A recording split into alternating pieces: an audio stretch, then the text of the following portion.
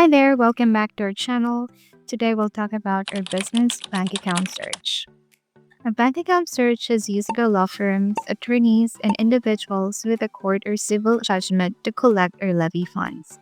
It provides enough information to obtain a writ of execution from an attorney or a court. Let's dive in. You can access your business bank account search under the Hire Investigator tab. When you place this order, a licensed professional investigator will investigate to obtain the bank names and addresses where your subject has active bank accounts nationwide. On this page, you'll see the form where you can enter the business details such as the business name, business owner or principal, business address, and the tax ID number or EIN. Please note that you must include a reason for requesting the order.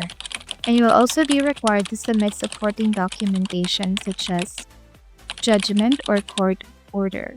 Failure to provide supporting documentation will result in the cancellation of your order. You can also include any additional information that you think may assist the investigator in completing your order.